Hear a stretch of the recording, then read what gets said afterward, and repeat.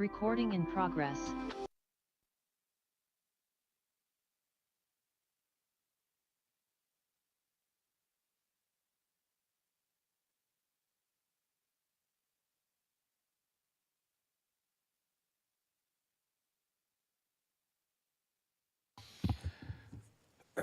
Okay, good evening, everybody. Today is February 25th, 2025. This is the Hayward City Council meeting.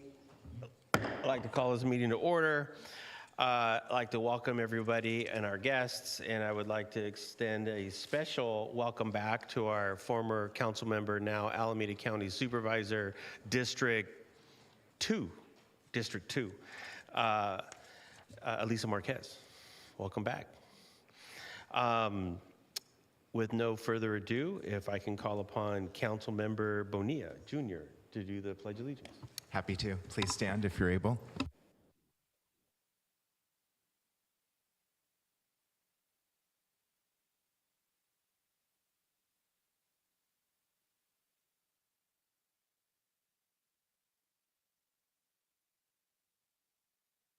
Thank you.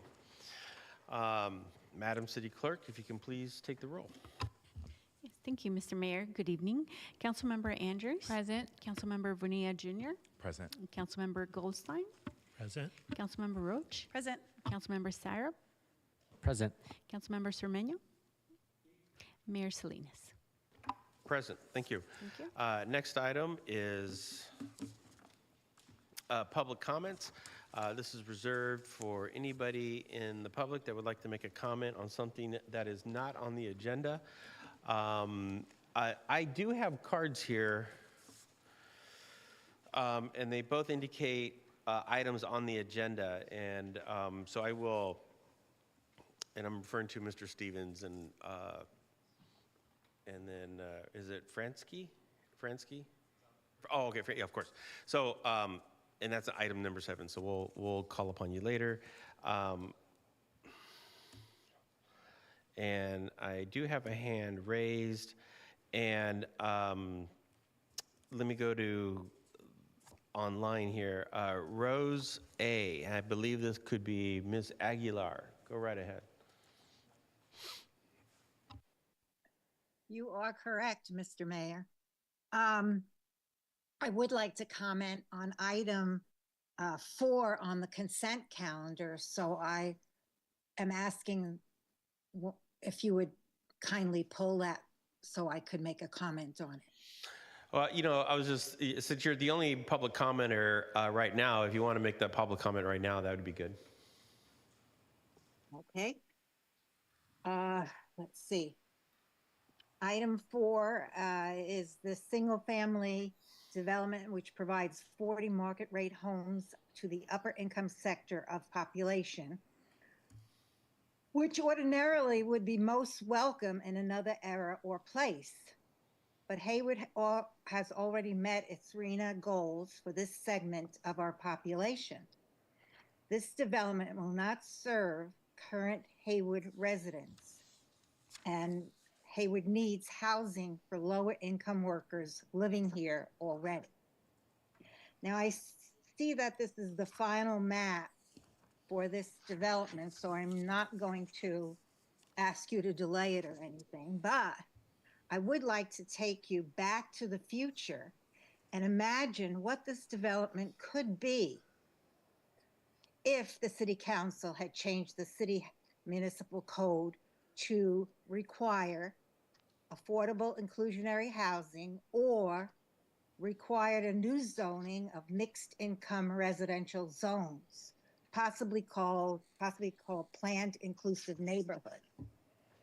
So for affordable inclusionary housing, this development could include 4 to 5 inclusionary owner-occupied low-income houses, along with 36 market rate houses. This type of housing development provides opportunities for multiple income groups to share the same amenities, schools and services, etc., leading to building of generational wealth, thus helping to close the gap between rich and poor. Planned inclusive residential neighborhood, this residential development can be designed as an inclusive planned development zone, which needs to be added to the housing code. Instead of 40 single-family homes, there could be 30 single-family homes and several duplexes, or 30 single-family homes and a couple of small apartment buildings on the larger lots. The mixed income housing inclusive neighborhood fosters the growth of the middle class by providing low-income children with the same opportunities as the middle, high income classes, resulting in better incomes for all children. In conclusion, both the affordable inclusionary housing and my suggested or proposed plan inclusive residential neighborhood foster integration of income classes and ethnic groups, which results in a stronger democracy. This could be Hayward's future development if the council acts Miss now. Aguilar? Yes, all right, it's okay. I've given you copies of this. Thank you. We did get it. We do have your email, and I appreciate it. Okay. Um, So thank you. I'm gonna, I don't see any more public comment. I will close public comment. And I think I want to make sure I got everything. I don't see it on here, but we don't have a closed session report for any, okay, good, yeah, good, all right. However, not to take her off the hook, we do have city manager's report. No reports tonight, Mr. Mayor. Great. Okay. Next item is our consent calendar, and I didn't see anybody wanting to pull anything off consent to make comment, so I would entertain a motion. I'll move. Mr. Mayor, I believe we have a speaker card for item number 2 or number 2, I believe it is. Oh, number 2. Yes, yes. Now we have the public comment. Okay. Okay, so I'm going to pull number 2, and if everything is okay, Councilmember Goldstein is the move the item. I'll second. I just want to comment Yeah, number 4. sure. Councilmember Syrup, go right ahead. Thank you. Just to speak to Ms. Aguilar's comment on item number 4, I really appreciate her desire to create inclusive neighborhoods. I do want to name that just one block, and I think it's just one block, if not 2, there's a 100% affordable housing development coming online called Pimentel Place. And so the city is balancing its efforts to provide market rate housing options as well as affordable housing options in the same neighborhood. And I know this area intimately. This is a few blocks from my house, and I walk by it quite frequently. Currently, number 4, the final map track that's being approved tonight, is a massive empty lot that attracts a lot of debris, a lot of trash, a lot of illegal dumping. And I think this presents an exciting opportunity to welcome new folks into the neighborhood, make the neighborhood safer by having more eyes on the streets, and really activating parts of the city that hadn't been activated for quite some time, at least as long as I've been in that neighborhood. So I'm excited for a growth in our population, a growth in our tax base, and for more folks to be enjoying that part of the neighborhood.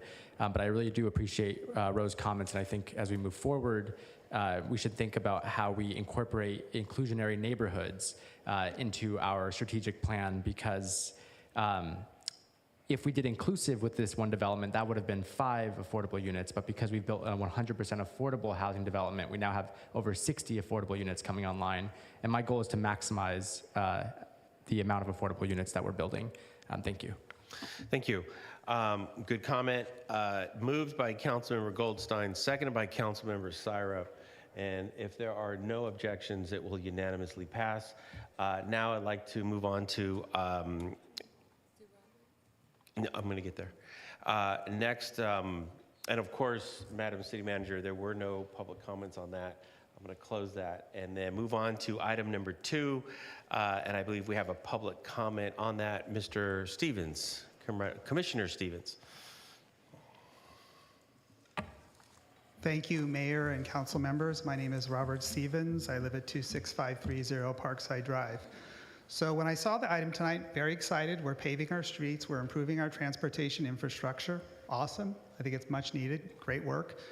I was a little concerned when I saw that Hayward Boulevard was contained in there, especially because it acknowledges the potential changes to the configuration of the roadway.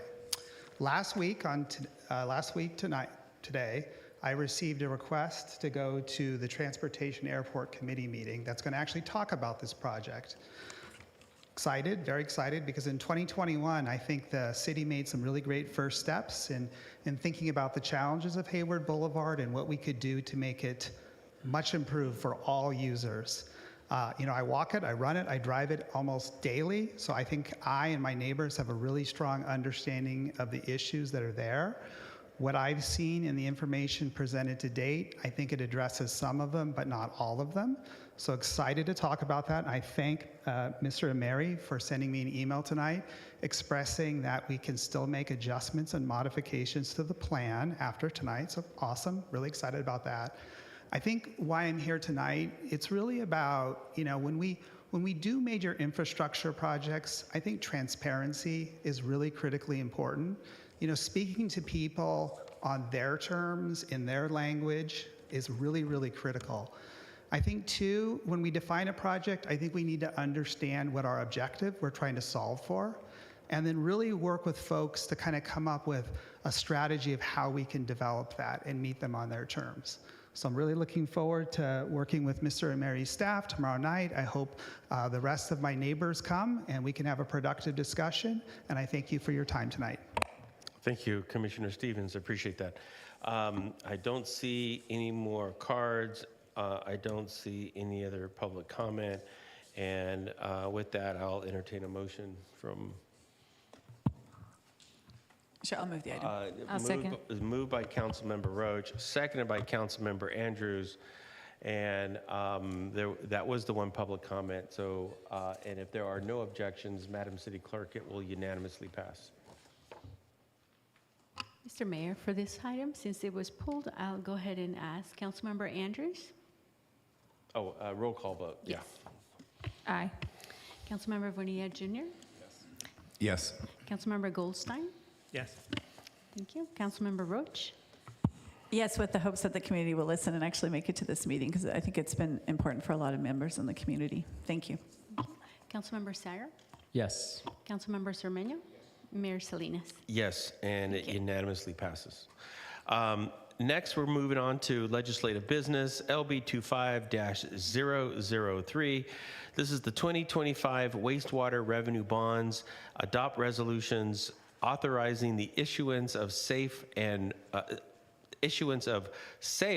of wastewater revenue bonds in the maximum principal amount of 135 million. Okay, well, yeah.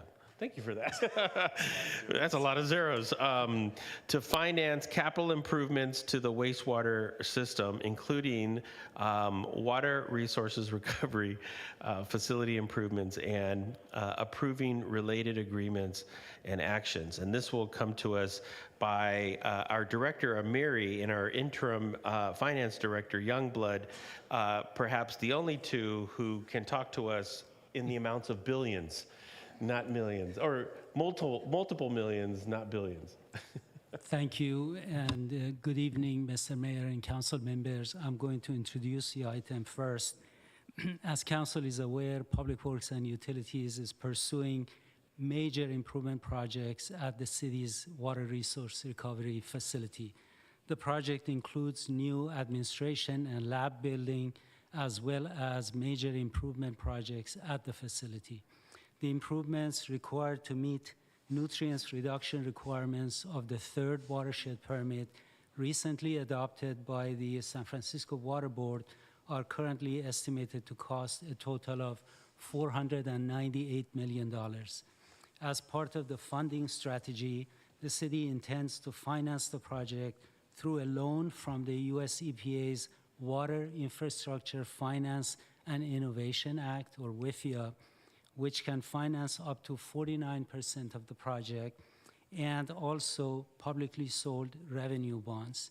The city is planning to issue 2 series of bonds, the first of which in 2025, the issue that is before you tonight. The city plans to repay those loans strictly from wastewater enterprise revenue with no impact on the city's general fund.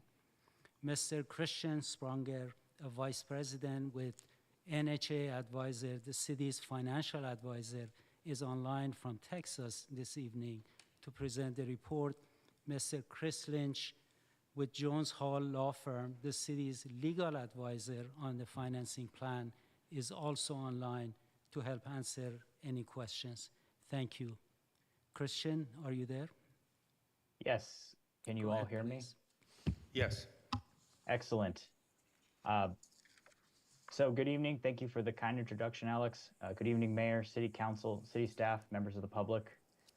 As Alex mentioned, my name is Christian Sprunger. I'm a vice president with NHA Advisors. We are the city's municipal financial advisor.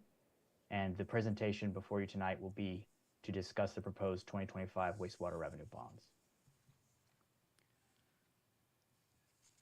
Are you all able to see the screen or? Yes, we can see it. Or, Excellent. no, we can't see the screen. Just the first slide. Can you confirm if you wanted us to proceed through your slides or if you wanted to share screen and proceed through your slides? I will share my screen. Thank Okay, you. Thank you.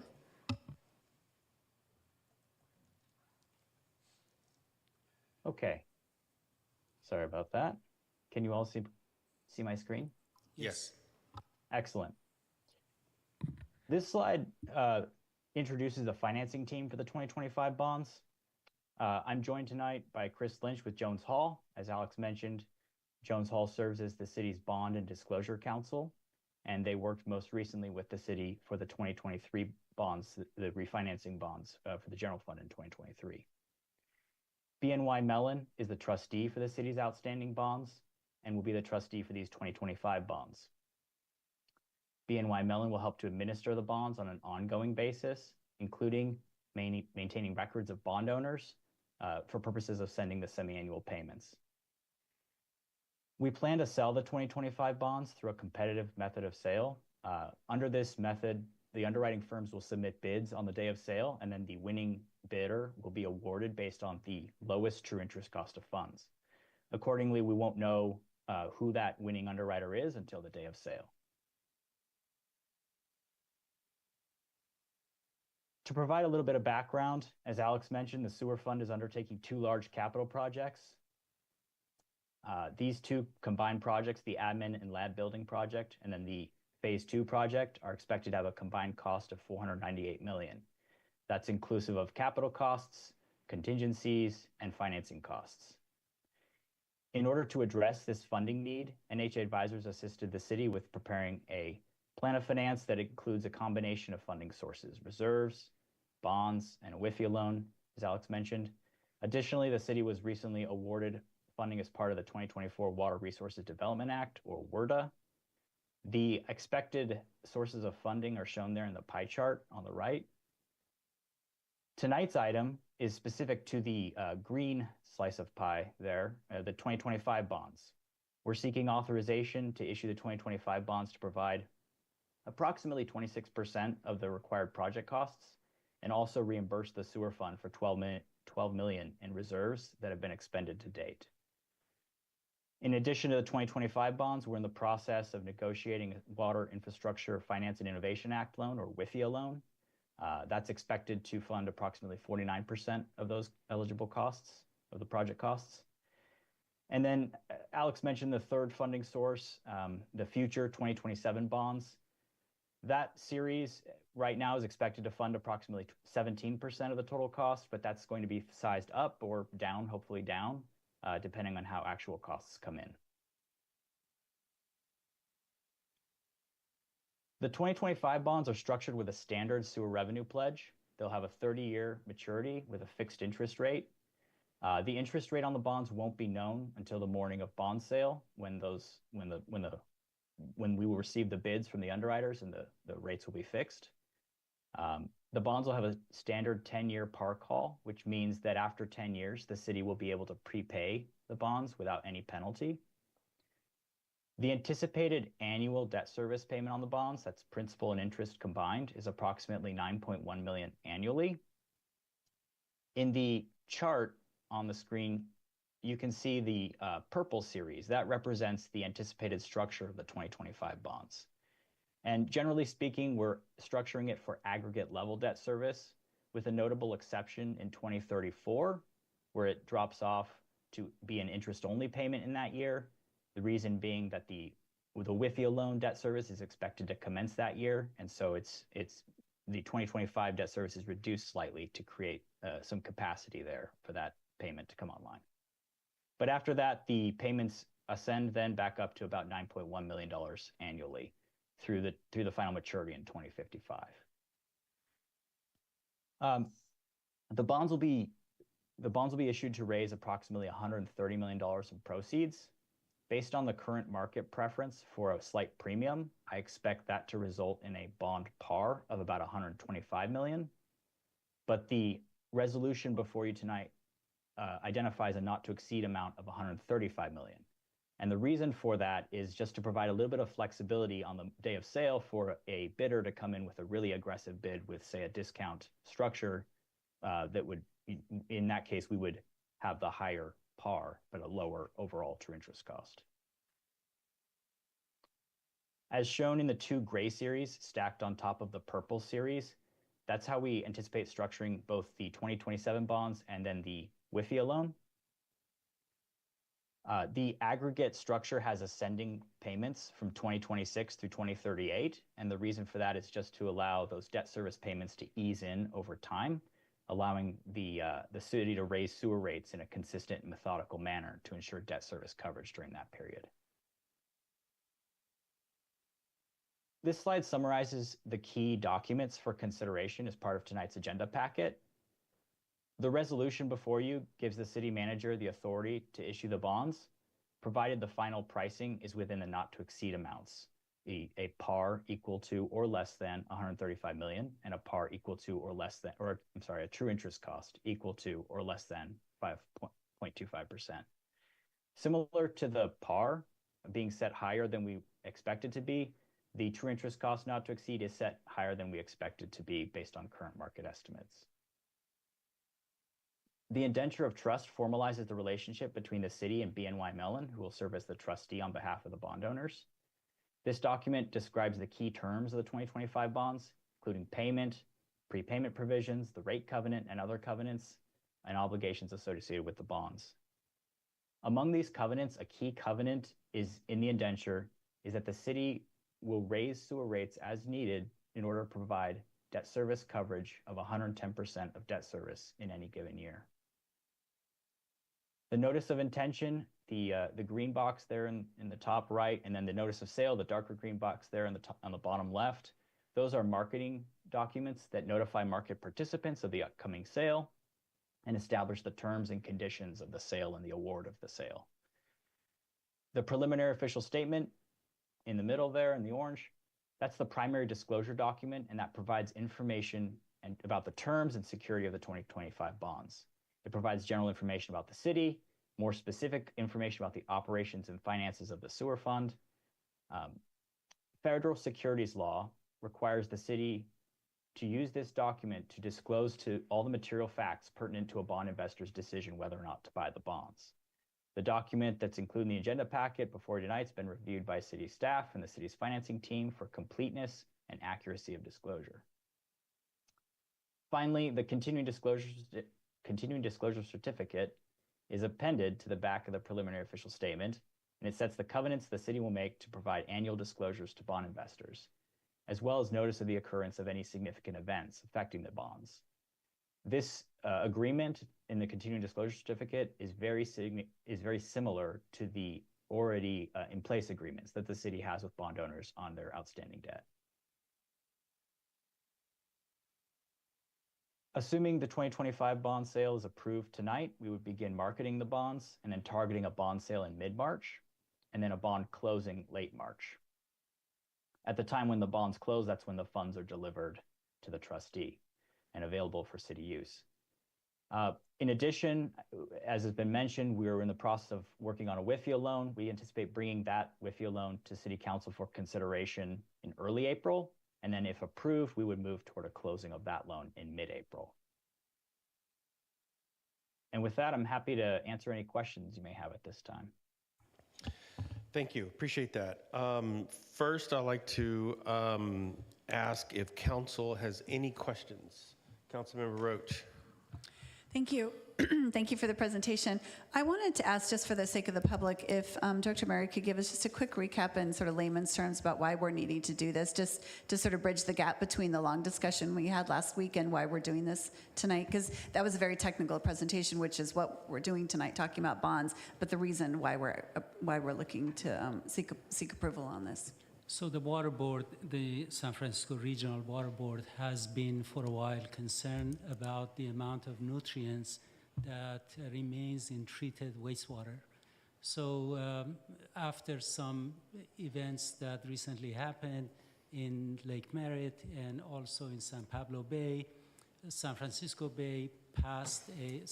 Water Board passed a watershed permit in July of 2024 requiring ordering all of the dischargers to the estuary, which is the San Francisco Bay, to reduce the amount of the nutrients that exist in their water. For us, for the city of Hayward, that reduction is 53%.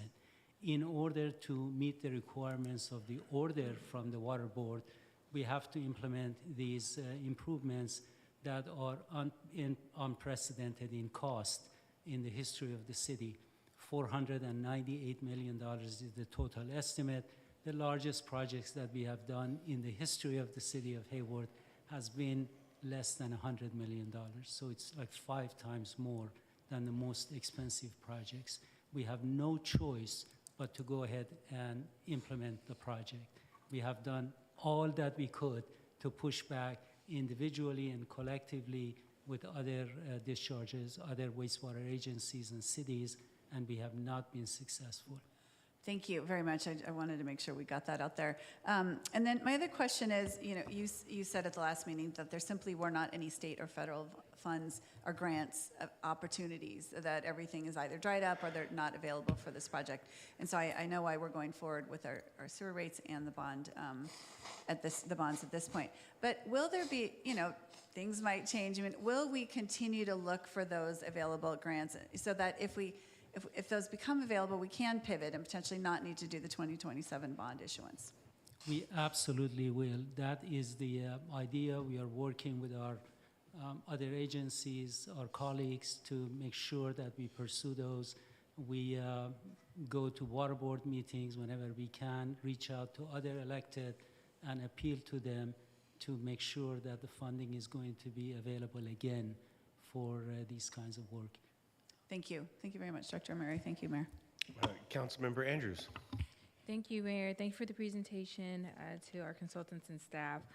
Just wanted to make sure when we looked at the rates and the increases, the bond sale is actually accounting for the work that we did in the previous meeting, correct? Correct, yes. Okay, just want to make sure. And then wanted to know how, with the federal government looking at funds in terms of grants and loans, how will we track to make sure that we have a contingency plan in case we do not receive funding in time for when we need to start construction or design or any of the work that's going to come in the future?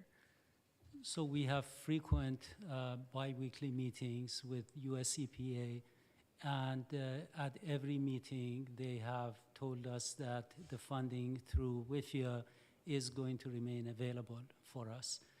Basically, this funding is a loan at market interest rate. The federal government is probably going to make money on the loan. It's not low interest loan. Mm-hmm. If by any chance this funding is not going to be available, then we'll have to pursue revenue bonds like we are doing for 50%, the other 50% of the project that is not covered under US EPA WIFIA. WIFIA only covers up to 49% of the cost. Okay, and just to confirm, whatever we don't use, we do not have to spend, like if we use less money for WIFIA, it would, if we lower the loan, we won't have to take more of the whole loan. Okay, yes. Just want to make sure. Okay, thank you. Councilmember Bonilla. Thank you, Mayor. So I just had a question on what steps are we taking to make sure that when we do go out to the market, we're getting the best loan rates? Because I know that we said, the cap is going to be around 5%, but that could be relatively, it's still expensive for a loan this size. So I guess what steps are we taking to make sure that we're getting the best loan rate? Or can you say a little bit more about this auction method and how that's going to help us make sure I'll that we're invite getting the best rates? Christian to respond to the question. Thank you. Christian, are you there? Yeah, thank you, Alex. To answer your question, there's a couple strategies being employed. So first of all, the competitive method of sale itself is usually, so Government Finance Officers of America, GFOA, the national organization that sets a lot of the best practices in the municipal finance industry.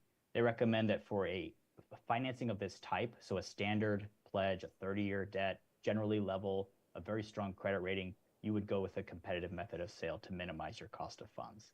And so what the competitive method of sale means is on the day of sale, bond underwriting desks will offer bids to buy the whole lot of bonds, so all 125 million or so of bonds. And we will pick the winning bidder based on the lowest true interest cost of funds at the time. And so is there a risk that between now and then market rates move and that impacts the market rate on the bonds? Yes, certainly. We can't really control that risk. We don't control the markets. And so our best option is just to optimize the method of sale to minimize that cost. A couple other things that we're doing to minimize the cost of funds. Well, one, it's a very standard pledge. And so that, the bond investors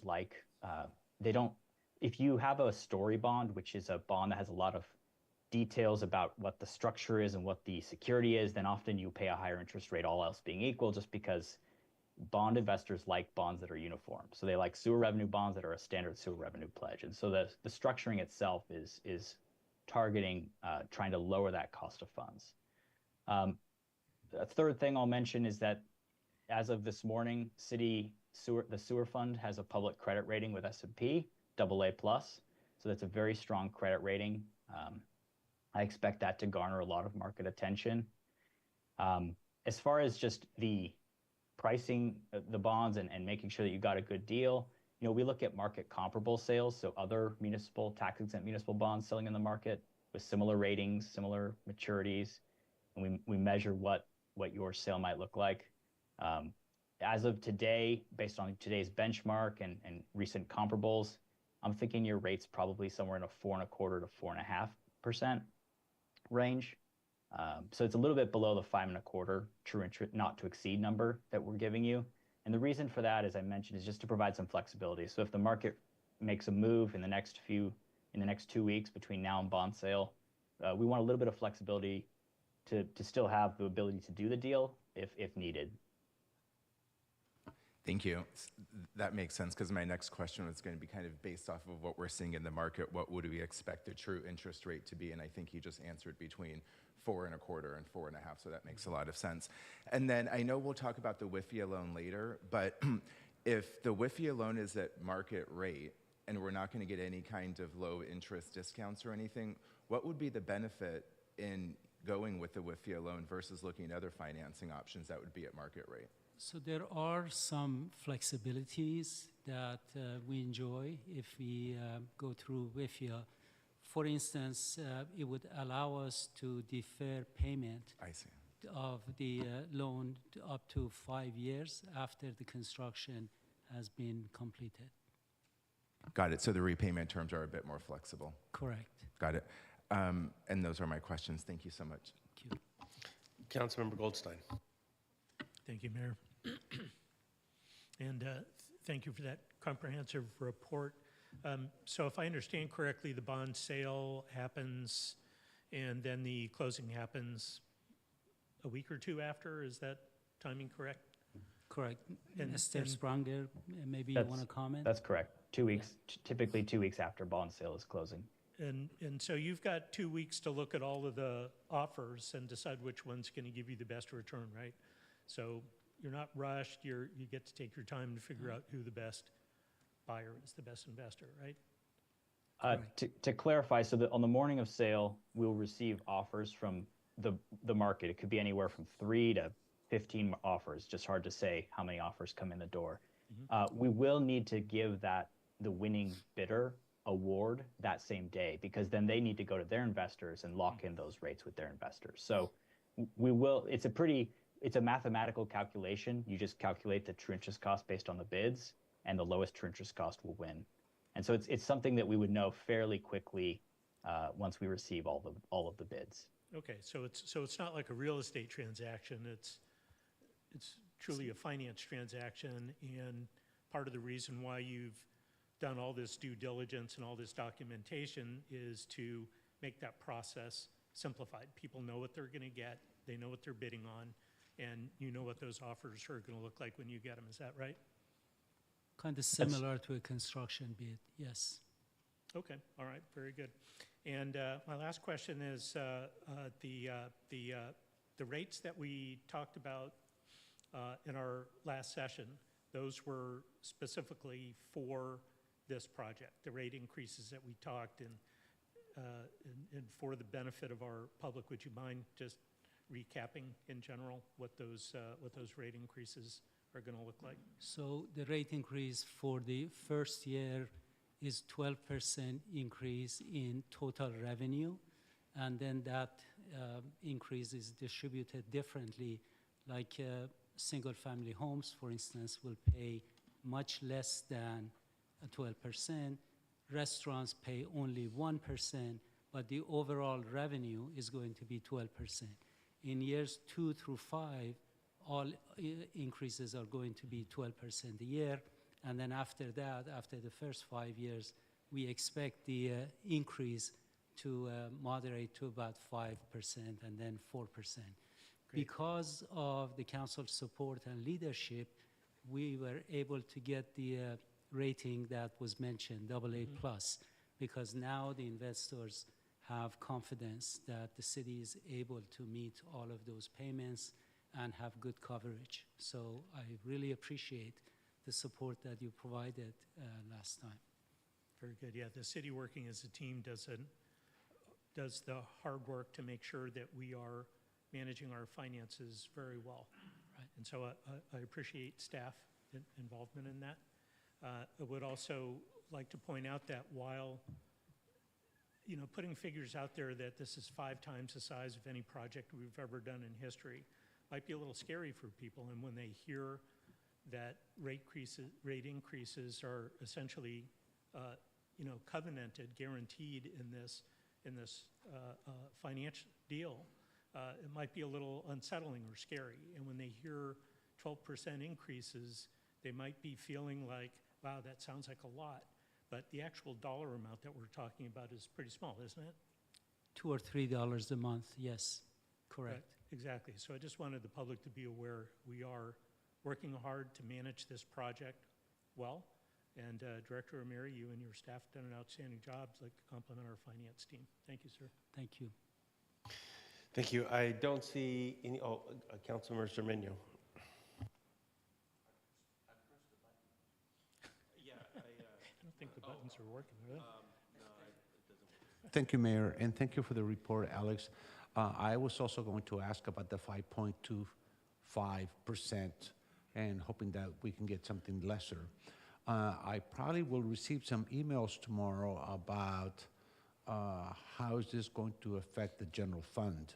So my question is, these funds, these monies are not general fund directed, correct? So I just want people out there to know this. Wastewater enterprise is a separate enterprise, separate entity. There is a firewall, financial firewall between the wastewater enterprise and general fund.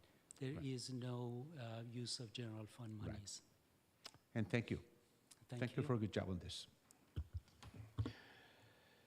Thank you.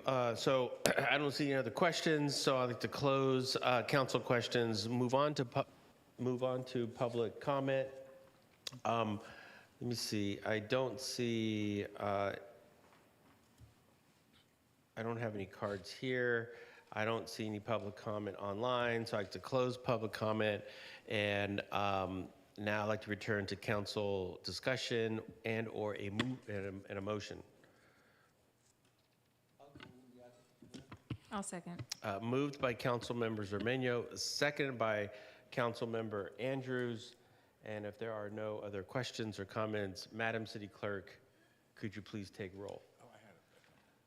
Madam City Clerk, pause on taking roll. Councilmember Bonilla Jr. has a smidgen of a comment. Thank you, Mayor. I just wanted to mention, as Councilmember Goldstein had said, just how proud we are of the strong credit rating of the city and how strong of financial stewardship it takes, not just from council, but from the city manager and the entire executive staff and everybody in the city. I'm also happy to see the way that this financing is being structured to include a replenishment of the enterprise reserves, because the amount that we have in those reserves directly impacts the credit rating that we have. So, as Councilmember Goldstein said, just kind of the complexity that goes into a financing measure like this, and the way that the city has strategically positioned itself over the years to be able to I would say, number one, develop such a straightforward method and structure for such a complex financing, set of activities that we're doing is also, I think, a testament to the transparency that we're trying to bring as it relates to how we're dealing with the funds that are entrusted to us and providing the core services at a reasonable price, because no one likes to be overtaxed for anything or pay too much for anything. And I think this is really showing that, we have to be able to balance both kind of the long-term protection of our planet in the Bay with the immediate, the immediacy now of making sure that we have a wastewater infrastructure that can support these future needs for future generations. So I just appreciate the hard work that's went into forming a relatively straightforward, bond financing method that we're seeing tonight. So thank you, and thank you for allowing me to make that comment, Mayor. Madam City Clerk, Councilmember Andrews has another small comment she'd like to make. Thank you, Mayor.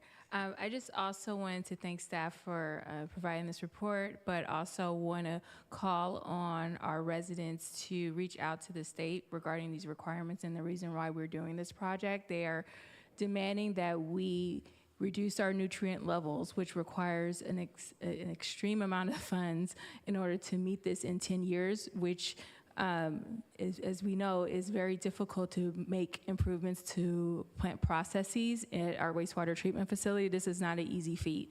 So we are doing the good work of going out looking for best interest rates for our loans, but we need grants as well as loans in order to do this, to reduce the impact on our residents. So I really encourage every resident to call your state representative so we can get more funds to our city to make these improvements. Thank you, and also wanted to thank Councilmember Andrews for your absolutely outstanding work on the water board and on the dischargers. Bay Area, was it Bay Area? If I was on the water board, we would have more funds to do these projects. It is the Bay Area Water Supply and Conservation Agency. There you go. And East Bay Discharges Authority. So thank you. Exactly. There you go. Not on the water board. You're on the other one. Okay. Madam City Clerk, I think we're ready to take roll. Yes, thank you, Mr. Mayor. Moved by Councilmember Cermeño, seconded by Councilmember Andrews. Councilmember Andrews? Aye. Councilmember Bonilla Jr.? Yes. Councilmember Goldstein? Yes. Councilmember Roach? Yes. Councilmember Sarah? Yes. Councilmember Cermeño? Mayor Salinas? Yes, thank you. Thank you. And it looks like it unanimously passes. Thank you. Thank you very much, Mr. Mayor. I just wanted to also thank the support that we have received from Mr. Spranger and Mr. Lynch. It has been invaluable what they have done so far, and we are looking forward to working with them for the rest of the time. Thank you. Yes, absolutely. Thank you. Our next item is item number 7. Which is fiscal year 2024-25 mid-year budget review. Adopt a resolution approving the fiscal year 2024-25 mid-year budget amendments and receive and review the 5-year general fund financial model update. And I believe Assistant City Manager Dustin Clausen is going to deliver this.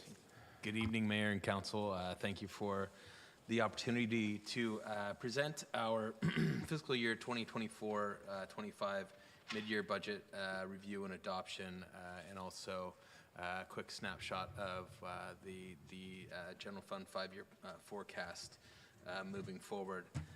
This is, one in a series of conversations that we've had with council over the last few months. Starting with a few weeks ago, the beginning of this month, the conversation around the general fund and fiscal sustainability workshop that we all did. And it was loud and clear to, I know, City Manager Alvarez, myself, Assistant City Manager Youngblood, and the finance team that we needed to go back and try to get to as close as possible to balanced, which I know you all, I'm sure, realized in the report. We've done just that. It's certainly come with some sacrifices around the city that we'll talk a little bit about, but are more detailed in the staff report. So I don't know if you all can see my slides. There we go. So this is a highlight at the highest level here. What we're doing this evening will be adjusting revenues, which we certainly don't need council's authority to do, but it is all part of the equation that's helped us to get to balanced. When we adopted the fiscal year 24-25 budget, we were showing use of $1.8 million. With these adjustments this evening, we will be getting to just a smidge over balanced and in the black, which is fantastic. We've got revenues an increase, which includes the transfer of a little over $4 million from the ARPA funds to the general fund of $10.4 million. We've also got operating expenditure growth of approximately $11.9 million. The pie chart below shows the majority of these really are related to some of the contracts that we came to agreements with some of our labor groups earlier this fiscal year. After adoption, and show those changes are shown here. On the next slide, we will get a little bit into some of the more granular things. These are the increases to expenses that we are proposing to council this evening.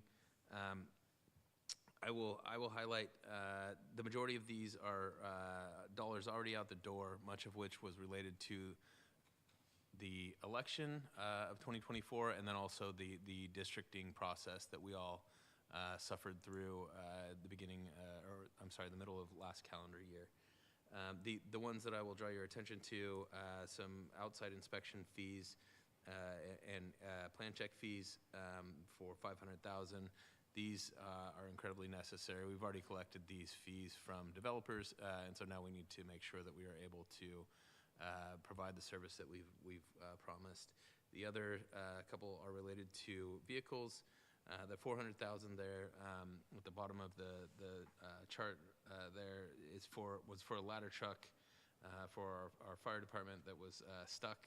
I believe it was in Utah, and so we had to have it repaired to get it home and then get it repaired and back into service. So all in all, the total of the expenses that we are requesting, the increase here at this evening in the general fund is just above 1.5 million, nearly 1.6 million.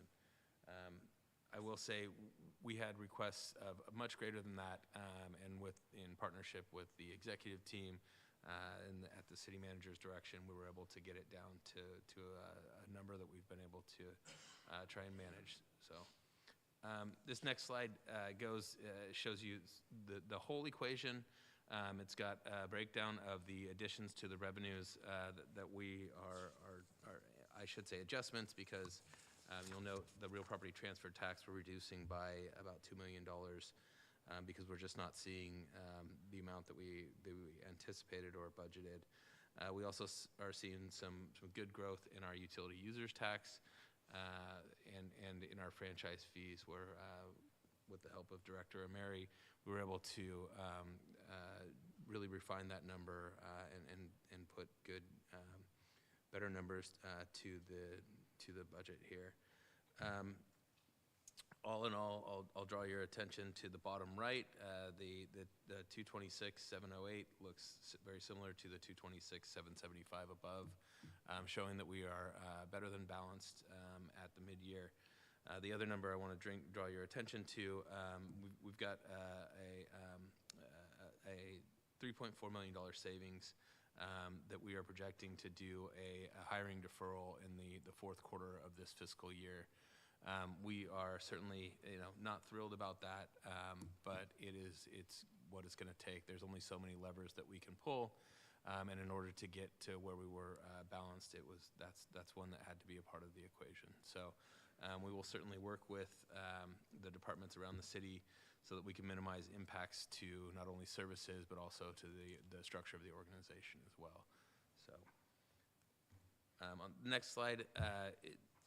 A very, a much better picture there in the year one revised than we saw certainly at adoption, and the revised projections that we were showing a few weeks ago at the fiscal workshop that I mentioned at the beginning of February, showing a small building of reserves of the 67,000 there, which will bring our ending balance projected at almost $43 million, which is fantastic, considering the use that we were projecting earlier in the year.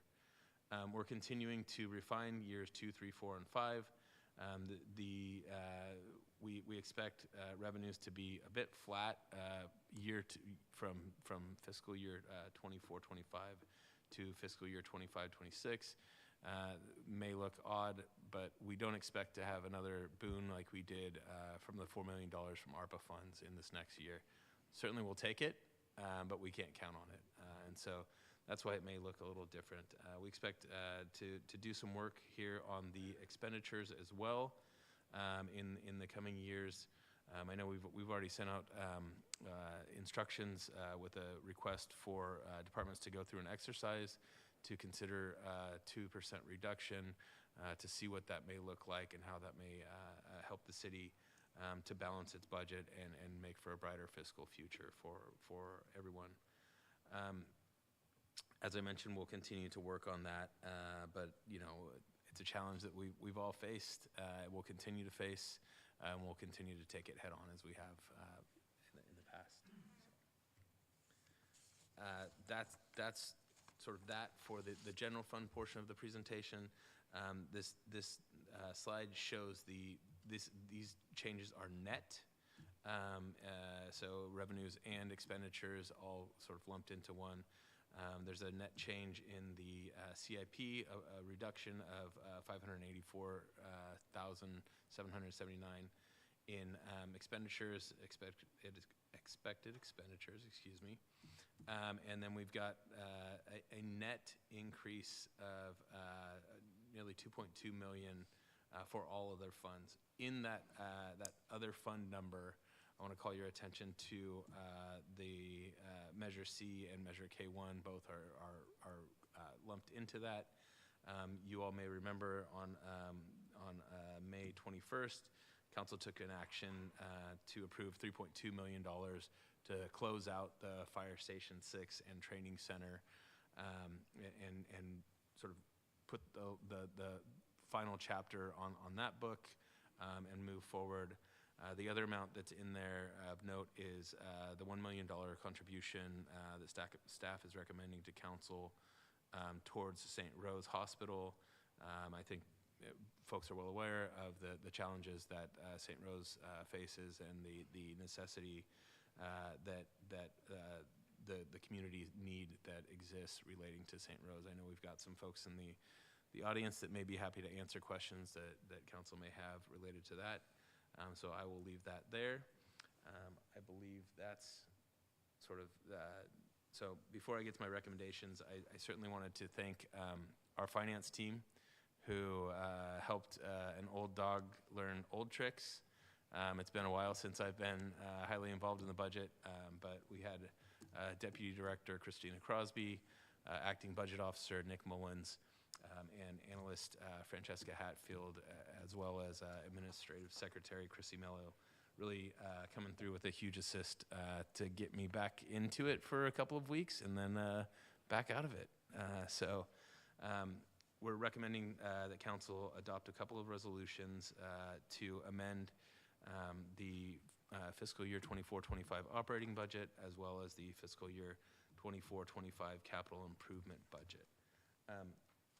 I think before we get there and before we get to questions, I know this came up a little before as we had a conversation about the sewer bonds and federal funding.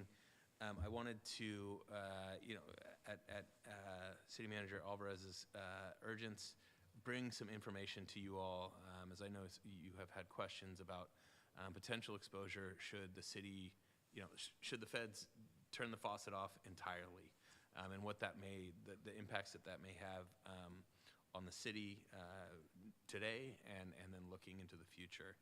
On the screen are two pie charts. The one on the left, that's a total of $2.6 million. I won't get into the projects here, but the largest of which is the Stack Center. These are expenditures that are already out the door. That the city's seeking reimbursement now, has turned the information into the feds and has yet to receive that information. So those truly are dollars that are out the door and would be at risk for the city today. The pie chart on the right are federal funds that remain unspent as of the end of last month, but that have been given, we're in contract with the feds for the work. We've got projects lined up. Maybe we just haven't broken ground on them, or certainly if we've broken ground on them, those dollars have not gone out the door yet. Certainly a challenge for us, as it would be for most of the agencies within the state of California and certainly nationwide. So we'll continue to keep our eye on that and work with our advocacy partners to get the best information that we can, and certainly try to position ourselves as best as possible if the geography changes and there are other places that we could go after and make ourselves more competitive when it comes to funding. So I'll stop there. Happy to answer any questions that you have on the mid-year process and do my best to answer any of the questions that you may have on some of the federal funding. Thank you. We like to come to council, and as this is questions only, and I just wanted to remind council that I know we set up questions, but a long setup for a short question. Let's shorten the setup and sharpen the question. Councilmember Bonilla. All right, let's give that a whirl, Mayor. So my first question is, in which of the resolutions is St. Rose included? Because I know that there were two different funds, but St. Rose is coming out of other, so which one is it included in? Correct. So there are two separate resolutions, my apologies, but the resolutions are separate because one relates to the operating budget and the other relates to the capital budget. So it'll be part of the operating budget. Got it. And then another question is tonight's commitment for $1 million for 3 consecutive years? Tonight's commitment is, we only ever commit to 1 year worth of funding. So tonight's commitment would be one. Certainly what was explained in the staff report is the desire for a $1 million commitment for 3 years. But that's not what we're doing tonight. Tonight's action would be for 1 year. Okay. And then I guess a question for St. Rose, what methods, if they're here, are being taken to help sort of secure the financial future of the hospital without, kind of continuously relying on city funds when you just saw kind of what our budget outlook looks like? Great question, and it's going to be in my public comments, but Yeah, I don't know how you want to handle that. I was going to wait till public comments, but That's my only question. okay, go ahead. Well, good evening, Mayor Salinas and Council. I'm Mark Fratsky. I'm the Chief Operating Officer for Alameda Health System. So I'd be remiss if I didn't just start. I want to give a very brief update, but I also want to say thanks to you as council members. I mean, when we were in the midst of acquisition, one of the stumbling blocks for us is how do we redesign the loan structures that we had from the state? And I know all of you, or many of you, were up in Sacramento advocating for us, and I really appreciate it, because by way of that, we were able to restructure our loans that St. Rose had. And it was a real segue into us continuing on with the acquisition mode we were in. So I just want to thank you.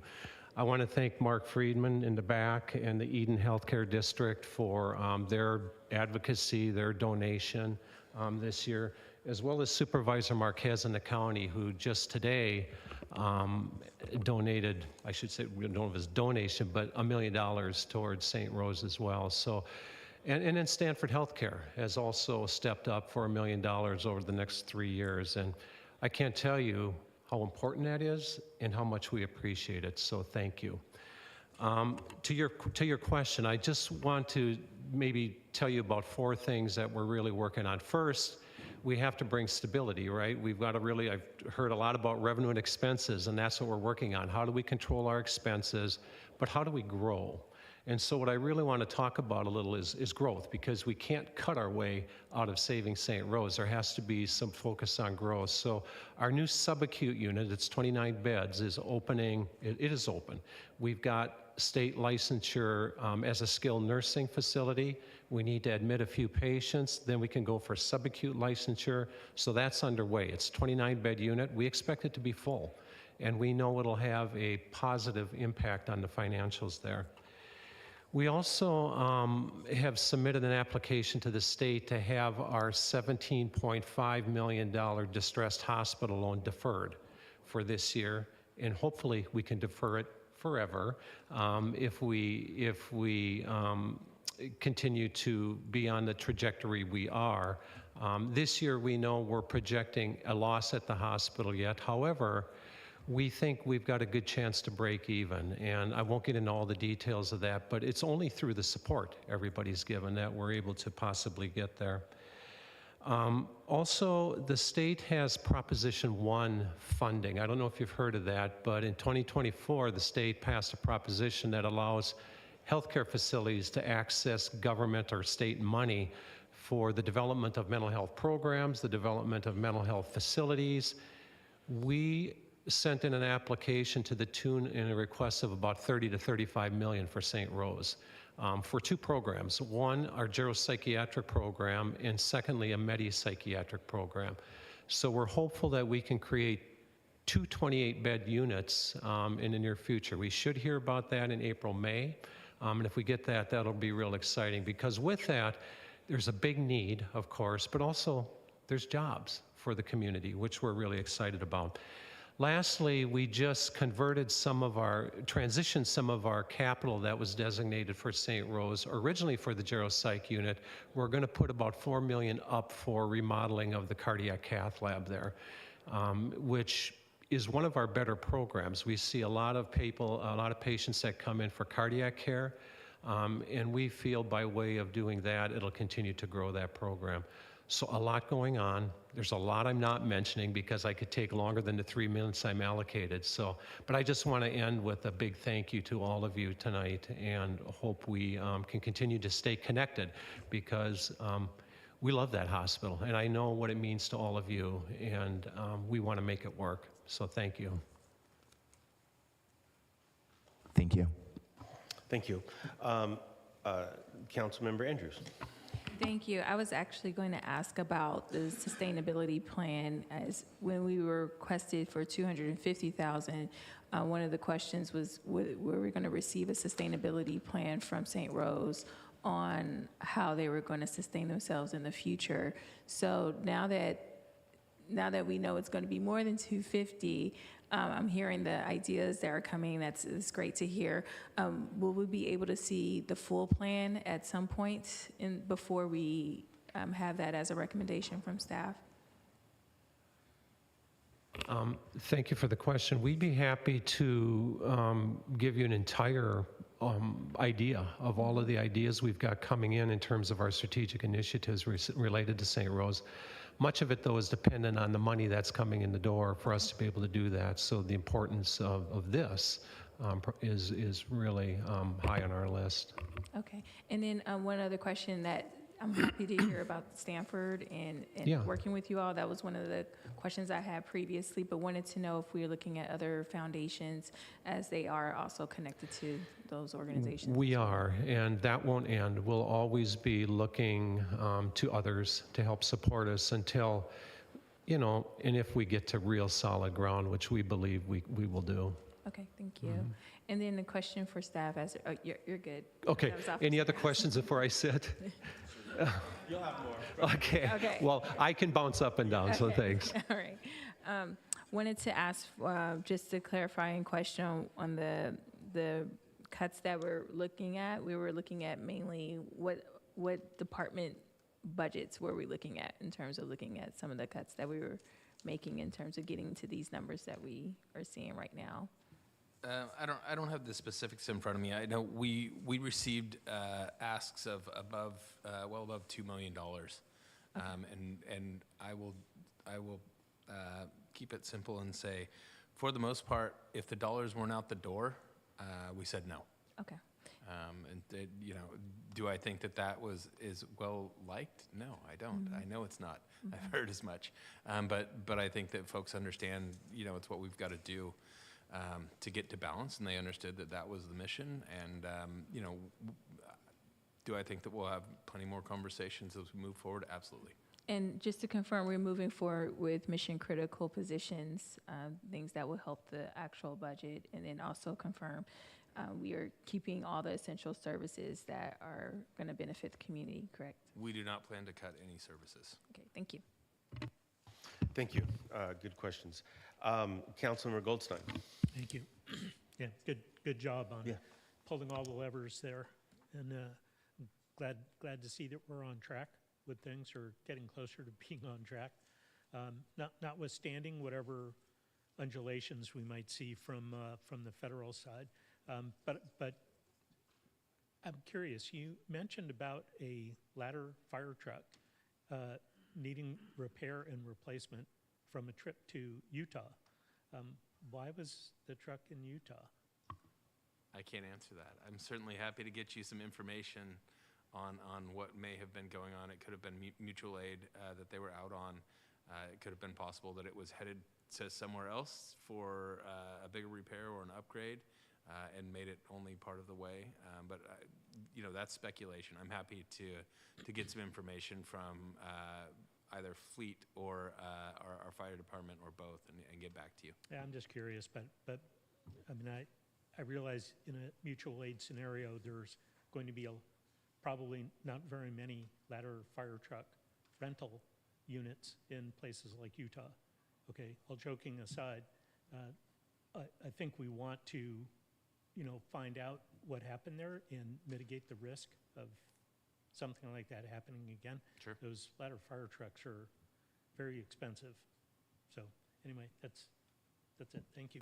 Thank you. Councilmember Roach. I'm happy to wait my turn. Thank you. Thank you, Mayor. Okay, I wanted to just, go back to the 5-year projection, the slide, I think it's slide 5, and just ask, obviously, we made it clear at that session, a couple weeks ago, that we wanted to maintain that 20% reserve. I know staff is committed to that as well. And it sounds like, so you're talking about doing a hiring deferral for the fourth quarter of this year for FY25, is that right? And then a 2% reduction for all city departments. And is that also just an FY25 thing, or is that going into the next? That the 2% deferral we're talking about is for the next fiscal year cycle. Okay, that's for next cycle. So ideas on how to cut that next cycle. And then just sort of going back to the slide. And I've got a little more information for you, Councilmember Goldstein, before we on this topic, on the 20% reduction. On his ladder truck. Okay, thank you. And so, I mean, obviously, looking forward, going into the out years, we have a lot of work to do to keep that 20% reduction. And I guess one thing I wanted to ask is, are we also looking at just capping any discretionary, anything new, any discretionary spending. And I would also ask my colleagues on that as far as, pet projects, like, will we all commit to not bringing any discretionary pet projects of ours, because there's a lot of work for us to do to get to this 20%, reserve. And I think it's so important, given what we're talking about, that we might be looking at a reduction in federal grants for some of these very important projects. So this could all go topsy-turvy very quickly. So I'm calling on all of us to say, like, we got to bat down the hatches on this, obviously. And I know everyone's doing work to that. I'm not saying, we're not focused on that, but it is a really big concern. And if we're talking about reduction from the federal government and, any other further catastrophe that comes our way, we could be in serious trouble. And I'm glad to hear about our credit rating tonight, but that goes away quickly if the reserve goes away. So just to sort of reiterate how important that is, I think, for all of us to commit to that. That we're, I think Angela said it in our previous meeting, that, we got to cut it off. And Councilmember Roach, Yeah. do we have a question? Oh, sorry.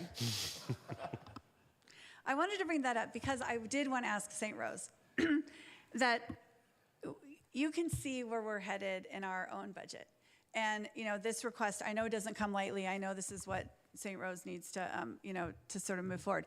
But we know what our projection looks like, and I just have to believe you know what your projection looks like. And so my question to you is, will $1 million from the city really stave off your budget deficits going forward?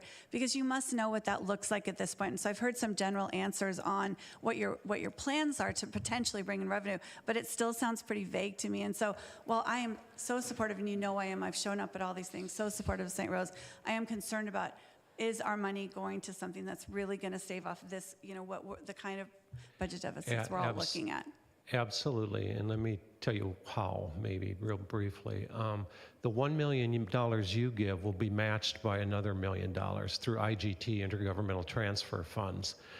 We expect that amount to be $30 million this year.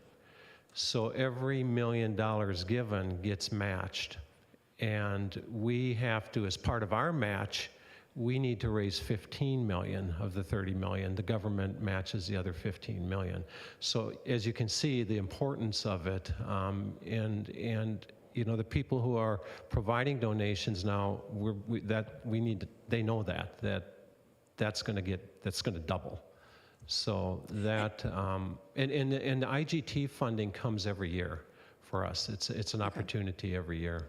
And is that 30 million enough to fill your gap that you need? This year, yes. Okay, and going into the out years, because we're talking about potentially $1 million a year. Out years, we're hoping it gets better and better and better as we build the programs and volume and bring in more revenue. It'll get better. And if you need to raise 15 million to get that match, where are you on that, even with our? Because I think I counted about 5 million in what you said. We know we've got at least 3 million right now toward the 15 million that we have to raise. And if we can't get the full 15 million outside of AHS, we'll put that money in. Oh, the county will. The Alameda Health Systems. AHS, sorry, right, okay. Sorry, Haley. Yeah. Okay. Okay, thank you for answering that. Okay. Bye. All right. Thank you, Mayor. Thank you. Councilmember Syrup. Thank you, Mayor. Assistant City Manager Clausen, do you want to explain the ladder truck situation? Happy to. So it was the truck was headed its way to Wisconsin, back to the manufacturer, to have a new aerial ladder put on, to stave off having to buy a new one halfway. Because as you mentioned, they're incredibly expensive. It made it to just outside of Reno, so I was wrong on it was Nevada, not Utah, on its way and to Seagrave, and it needed a new ladder and hydraulics, and so stopped to do there, then went and finished the repair, and now it's back into service. Thank you. And one more question for St. Rose. Sorry to ask you to step up again. Hi. Yeah, it's the workout for tonight. Can you speak a little bit to your relationship with federal funding, and given the precarity of federal funding around things like Medicare, Medicaid, maybe what your contingency plan is? Yeah, good question. We don't see any alterations yet with the new administration in terms of our funding. I mean, we've got all of our trade associations, which are 3 or 4, either federally or state, keeping an eye on us, advising us and everything. But so far, there's no indication of cuts or withholding of money, either Medicare or Medi-Cal. So right now, things are okay. Doesn't mean tomorrow we can't wake up in a new news cycle and hear something else, but right now we're fine. Thank you. And then the second part of the question is, and it's okay if you don't have the answer right now, Sure. but strategies for contingency, if you do wake up and that is the case, what are some ideas or approaches you think AHS might take? Yeah, I mean, that's a good question, and it's probably something as an organization, not just with St. Rose, but as an organization wide, we need to think deeply, maybe start thinking about it more. There are all sorts of, there's expense levers, there's revenue levers we could play, but we haven't identified those yet, because right now we're kind of confident that we may not be effective, but we can't bury our head in the sand either. So we'll figure it out, but we're not quite there yet. Thank you. Yep. Appreciate it. Those are my questions. Thanks, Mayor. Councilmember Zerminu. Thank you, Mayor. Dustin, thank you and the team for the good information and for actually coming up with something that is more pleasing to us as the fiduciary agents. 3 quick questions. I did ask about frozen positions. Any news on frozen positions? How many do we have, and can we work with those? I don't have that off the top of my head. I know we presented a report to the Council Budget and Finance Committee that I'm happy to send your way. I think it's got the details that you're interested in.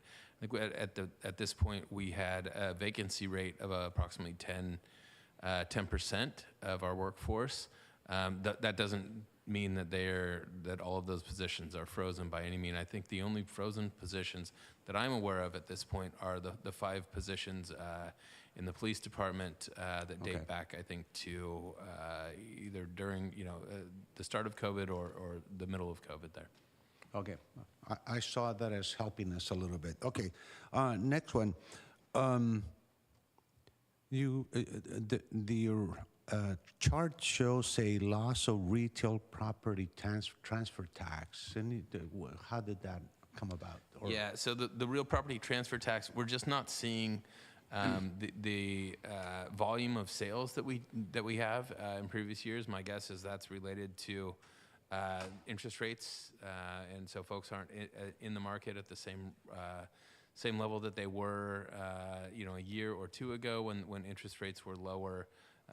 The inflation, interest rates have gone up. I wouldn't say that prices have gone down in an equal and opposite way. And so when folks are, the price is still remaining somewhat elevated, and we've got interest rates that are also elevated, it is either preventing folks from buying or folks are waiting longer.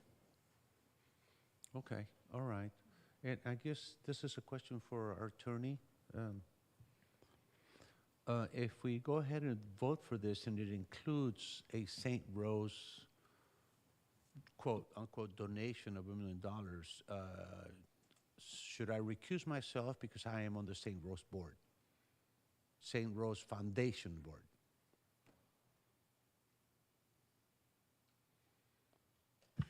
Well, thank you for that disclosure. But with that disclosure, and we've discussed this previously, yes, it's your choice to vote if that is what you want to do. So there's no, because there are a couple of folks out there who have gotten on my case for voting on things like this, although I tell them, there's no problem as per the city attorney's recommendations. But in this case, we've discussed it previously. Yes, okay. On multiple occasions. Okay. And thank you for that disclosure. Okay, and thank you very much. Thank you, Mayor. Again, Dustin and the whole team, thank you very much. Good job. Thank you. My just wanted to say that Councilmember Roach had asked my questions, and I wanted to thank you for asking those questions. I appreciate that. Second, just wanted to make a quick point. I too am on the board of the St. Rose Foundation, and I know we've talked about this in the past, and I will be voting for this item, by the way. With that, I'd like to close this part of the item, move on to public comment, and I know I have a couple of cards, and if Mr. Frask has, any more else to say, otherwise I'm going to go right to Supervisor Marquez. And as she's walking up, we have been working together on this with other members of the council, and I know that Supervisor Marquez has really been, pounding the pavement and shaking the trees and lifting up the mattress. Lifting up mattresses and so forth. And I just wanted to thank her for your leadership on this, and thank you for being here tonight, Supervisor Marquez. Thank you, Mayor Salinas, esteemed council members, mayor, executive staff, and residents of Hayward. My name is Elisa Marquez, and I'm honored to have lived in my same home in South Hayward my entire life. Just want to acknowledge all of you and your tremendous leadership. I know this discussion is very difficult. I know we're looking at the city's budget. Just wanted to highlight some key points. As Mark Fraske indicated earlier today, my colleagues on the Alameda County Board of Supervisors voted unanimously to allocate $1 million from District 2 fund. We also acknowledge the $1 million contribution from Eden Township Health District. Thank you, Mark Friedman, for your leadership and the entire board for making that possible. And within our letter today, we also highlighted that the city of Hayward would be making a decision tonight. Just want to flag that the $15,166,000, that's going to double, and it's going to bring in over $30,332,332 to St. Rose Hospital. It's really important that everybody know that St. Rose Hospital is one of 2 hospitals within Alameda County that actually can access these federal dollars. It's only St. Rose Hospital as well as Children's Hospital. I want to acknowledge Alameda Health System. It was their courageous leadership, their CEO and their board that took a significant risk. I think it's fair to say we really didn't know how severe things were at St. Rose until they took ownership. It's also very important to flag that our Attorney General approved the affiliation with St. Rose Hospital with no conditions. That was key in order to keep it as a private independent hospital. Again, if that transaction didn't materialize, we would be leaving nearly $16 million on the table. So a lot of work has gotten to get us to this point. I urge you to support it. I'm here to tell you, to give you my word. I know most of you know me, you know my work ethic, and just know that I'm going to work tirelessly with local leaders, with the coalition to identify additional funding. We know, unfortunately, Kaiser left our community. We know Sutter Hospital's around the corner. It's really going to take all hands on deck to ensure that St. Rose Hospital continues to be a viable safety net hospital for Center and Southern Alameda County. It's imperative this also hits close to home. Today, I had to leave our board meeting to rush to go see my grandmother at an emergency room. I have to leave here tonight to go stay with her overnight at the hospital. So it is so key that we have access to emergency room services, to subacute. We have a growing aging population in our community, and you also have my word and commitment that I'm working tirelessly to ensure that we can reinstate the labor and delivery services. I'm tracking that closely every month with the CEO. I have a meeting with him this Friday, and so I just urge you to support this. Please be part of the solution, and I will also be working with Alameda Health System to ensure that we provide you an annual update so you can see the progress. And I'm holding them accountable to make sure that they're doing everything possible to bring in and identify additional revenue streams. And I'll continue to be the champion on the Alameda County Board of Supervisors to ensure that we get our fair share of Measure A dollars. I'm happy to answer any questions, but urge you to please support this mid-year appropriation. Thank you. Thank you. Our next speaker is Mark Friedman.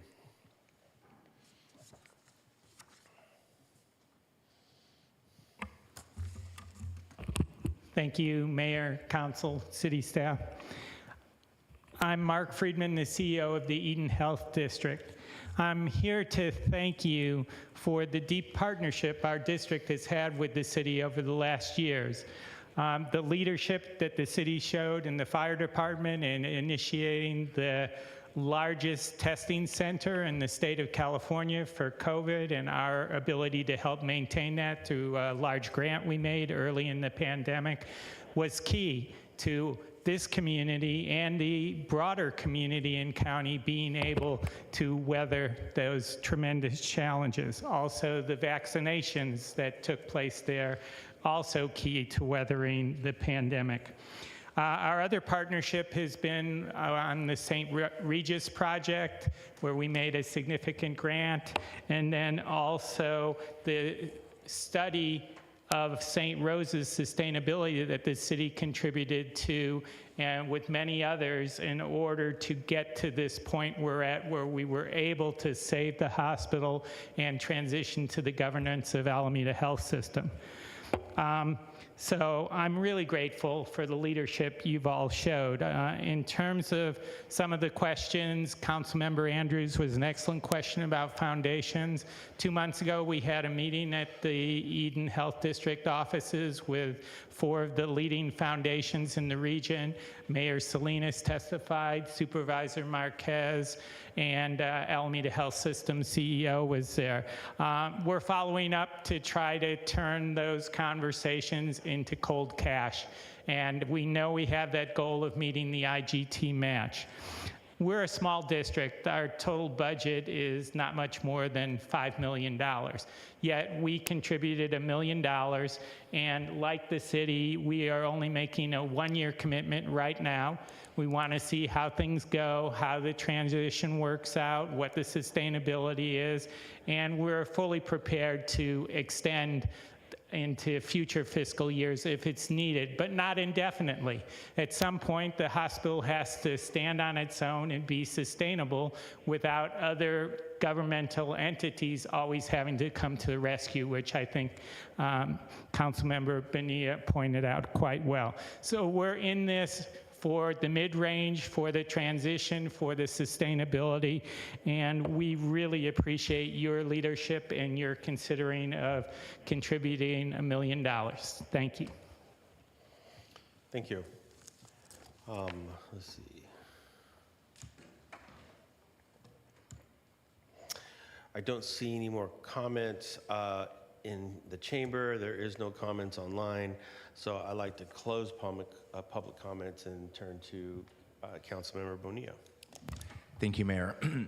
First, I'll start with some general comments related to the budget, and then I'll address St. Rose.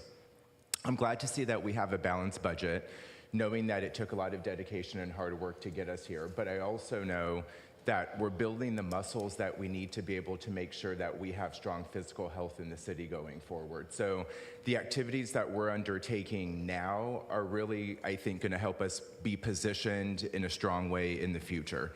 I think the budget that was presented tonight at mid-year is a win for the entire community, especially considering the changes in our general fund forecast from where we thought we were going to be to where we're at now. I think we can all take a deep, breath and a sigh of relief that, we're managing all of the money that we have really well, and us too, just like everyone else, are looking under every mattress to see where it is we can save money and how it is we can make sure that in our quest to have strong fiscal responsibility, we're not compromising any of the important and essential services that our community relies on. I also deeply appreciate the leadership of our new city manager and the collaboration with our entire city staff who work together to ensure that the balanced budget reflects the needs and the priorities of our city, like I said, without compromising any of the services that we're providing. The process of refining our budget, ensuring efficiency, and protecting our essential services to keep our city strong and responsive to the needs of our resident is a muscle that we have to build anyways. We never know when we're going to need to pull different financial levers to ensure that the city is able to continue to run and the residents are able to be served. So it's reassuring to know that we're building this muscle at the same time that we're building our reserves, because I think we were all concerned about where our reserves were going to be at the end of this year, but we're in a much stronger place now. Those reserves are important for a lot of reasons, because there's unexpected challenges that are inevitably going to arise across our community, and we need to be positioned to be able to respond to those. And oftentimes, financial barriers could be the reason why cities don't adequately respond. So getting back to our 20% reserve limit, I think is the right thing to do. Looking at, longer term, we're not making any, cuts to any services in this budget. In fact, what we did is we said we're going to maintain everything, but let's control additional costs that's coming into the city budget at mid-year. So there aren't really any cuts that are reflected in this budget. What's reflected is more, I would say, discipline and control over additional financial asks that are being presented at mid-year, which brought us here today, and at least that's my view on it. Would you agree, City Manager? Thank you. Okay, so I am quite excited to see that we have this balanced budget that protects our essential services, supports our neighborhoods, and keeps Hayward thriving. So great job the whole way around, and thank you for your leadership, Madam City Manager.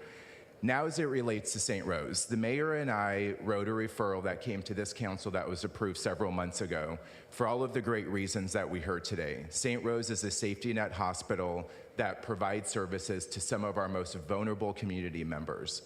And we never know when we're going to be in the position of being one of those most vulnerable community members relying on the services of St. Rose. Like Supervisor Marquez, I was in a situation a few months ago where my dad was having a respiratory issue, and I didn't want to take him to Kaiser because it was too far, so I took him to St. Rose. And they provided the critical services that he needed to be able to rebound from his respiratory illness. So I understand firsthand the importance of the services St. Rose provides. Not to mention, I also had the pleasure of being born there. So St. Rose, as we all acknowledge, is a critical medical facility in our community and for surrounding communities. It provides essential services to some of our most vulnerable residents. And ensuring that St. Rose remains operational and regains its strength as our local community hospital requires all of us working together in a very intentional and disciplined way. And I think that that's what we're seeing through the leadership of Alameda County Health Systems, the partnership of the county, and the partnership of the Eden Health District, in addition to other foundations that are coming to the table. It's important that Hayward does its part too, and I think tonight we're doing that. I'm grateful for Alameda County and the hard work of Supervisor Elisa Marquez to bring the stability that's been brought to the hospital over a short period of time, and for her continued commitment to continue to make sure that St. Rose is open and thriving. But it's not just her responsibility, it's a shared responsibility that we all have. It's not just the county's job, it's all of our jobs. So I'm proud to see the city stepping up tonight to provide this support for this critical facility. I'm also, inspired to see the leadership of the hospital looking at fiscally responsible and sound financial plans, looking at all of the contingencies. I mean, there's so many things that are up in the air when you're running a hospital, like you heard about some of the questions from us tonight. But it sounds like you guys are forward thinking, you have the partnerships that you need, and you have the intellect that you need to really keep this hospital open, and I thank you for your commitment to doing that. So I know we're going to hear from the rest of my colleagues on their comments, but it would be an honor if I can move this item when the time is right. Thank you. All right, why don't you move it now? I'm happy to move the item. And Mayor. I'll second. Thank you. Thank you. I have some comments, but I'll wait to the end. Councilmember Andrews. Thank you, Mayor. I wanted to thank staff for presenting this mid-year budget, and definitely grateful to staff for finding ways to balance our budget.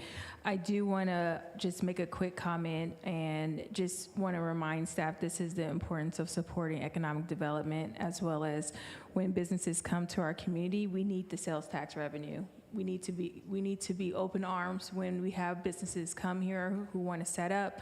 We need to make sure that we are inviting businesses and welcoming and not being a hurdle to those businesses opening, because we need the sales tax revenue to help balance our budget. We cannot rely on sales tax revenue to balance our budget, but it sure does help. So hopefully we can continue that message throughout the organization to make sure we are open for business. Also wanted to make sure that I do want to support the funds that are going to go to St. Rose. I do think it's important that we do have a sustainability plan. I know when I made this request previously, this is more directed to St. Rose, but I just want to acknowledge that we are very grateful that Alameda Health Systems has come to support.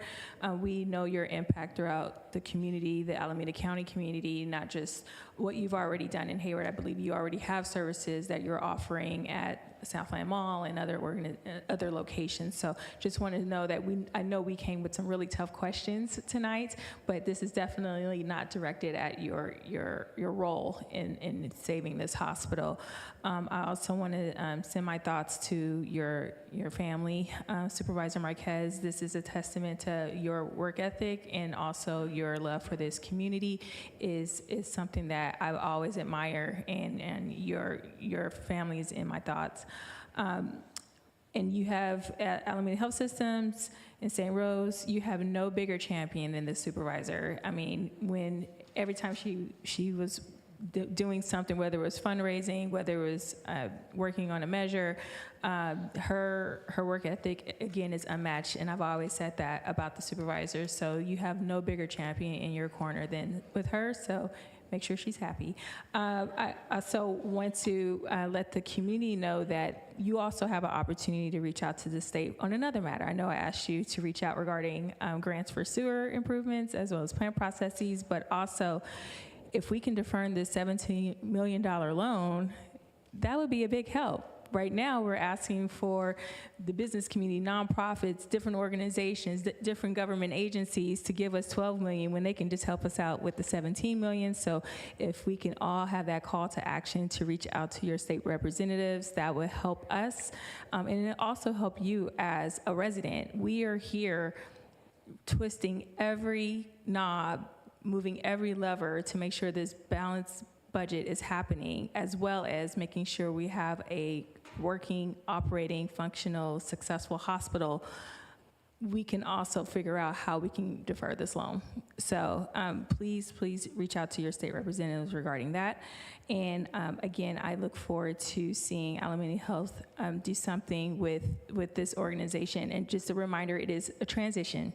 We definitely want to remind everyone this is in transition. This is not, City of Hayward is not the sustainability plan. And I just want to make sure that the residents hear that and understand that.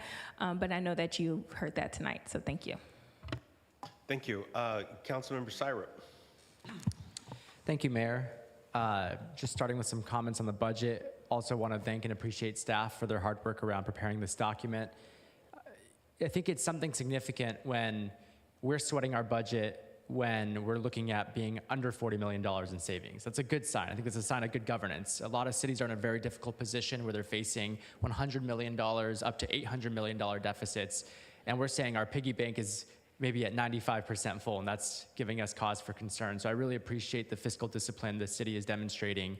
And while I know the fiscal outlook for the next few years shows some red numbers, we're starting on it now to make sure that we can course correct and that that's not a problem.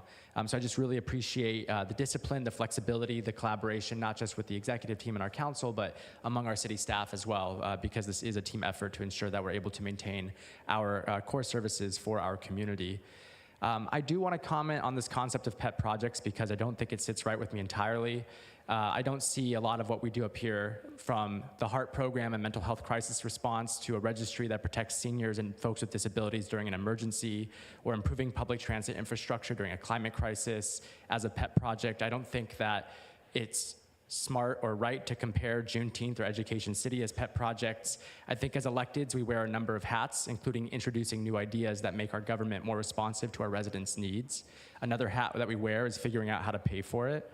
I agree that we need to tighten our belts to achieve a balanced budget, but I do not want to limit our imagination or discourage a culture of innovation. And I think we were elected to move this city forward, not just to maintain a status quo. So as new ideas present themselves, respectfully, I agree that we need to tighten our belts, but I trust this council and our expert staff to find a way to prioritize them and make them pencil without limiting the scope of what we're able to bring to the table. Moving on to St. Rose, I do want to say thank you. It's no small feat to save a hospital. And I was joking with Supervisor Marquez that we should call it St. Marquez Hospital once we were able to get it acquired by Alameda Health Systems. For me, I don't have heartburn around supporting this ask for the next few years. We put $4 million of ARPA funds back into our reserves, but to me, this is what the ARPA funds were for. It was helping people recover and stabilize after a global pandemic. And if serving 400,000 high-need residents in our community is what we decide to use a portion of these dollars for, I think that's a perfect fit for the exact amount that is being asked of us. I also want to thank Mark Friedman and the Alameda Healthcare Systems for making this acquisition possible and keeping this hospital afloat. This is really what it looks like when a town rallies together to look after each other. And I'm just so grateful that this institution exists in our community and will continue to exist for the foreseeable future. I was fortunate enough to be invited to participate supporting the acquisition of St. Rose Hospital. And like I said then, and like I'll say now, is you have a partner in Hayward, in the city of Hayward, and I hope that partnership continues down the road. So thank you very much, and I'm happy to support this motion. Thank you. Councilmember Goldstein. Thank you. I'm also happy to support this motion. And again, I want to thank the executive team for the great job you folks did on pulling all the levers, but also keeping us informed, showing us what's possible, and ultimately being able to continue to deliver high quality services to our constituents and residents, and really minimize the potential impact of blowback. And I also want to thank our city staff because they are also partners in making this work. So all staff, I hope you hear my voice. I thank you for that. When we talk about St. Rose Hospital being a safety net, I think for some people, they might imagine that it's not a hospital for everyone, and it actually is. I've been there. I've taken my kids there, and I've seen the excellent medical care provided in the emergency room and in other parts of the hospital. It truly is a hospital for everyone and has the distinction of also being a safety net hospital. And that makes it truly amazing. If any hospital really embodies what I think Hayward residents also aspire to, that heart, St. Rose has it in spades. And so it really does deserve our investment, our continued operation, and I thank you. And Supervisor Marquez, you really are an inspiration.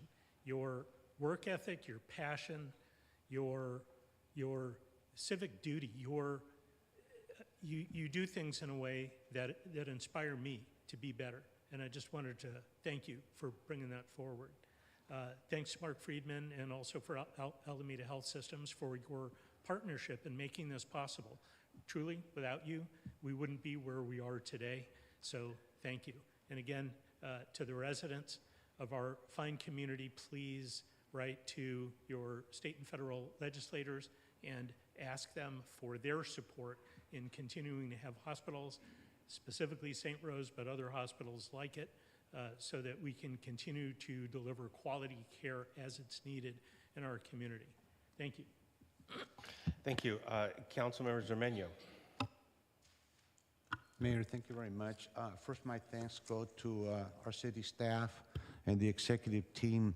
We received the staff report on Friday, so I was able to sleep over the weekend well, because I was worried. But I read it and I go, oh, okay, excellent, good news. So it worked with the numbers. You did a marvelous job on this.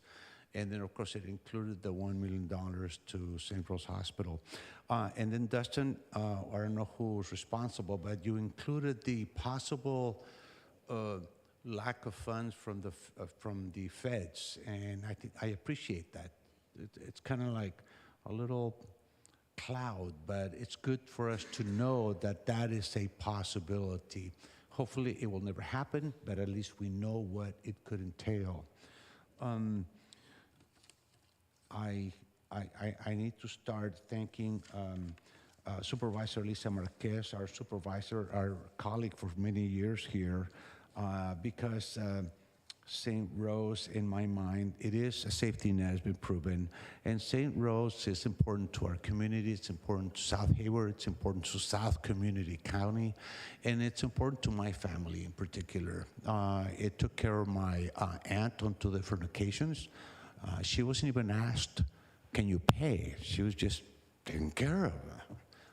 And that's very important.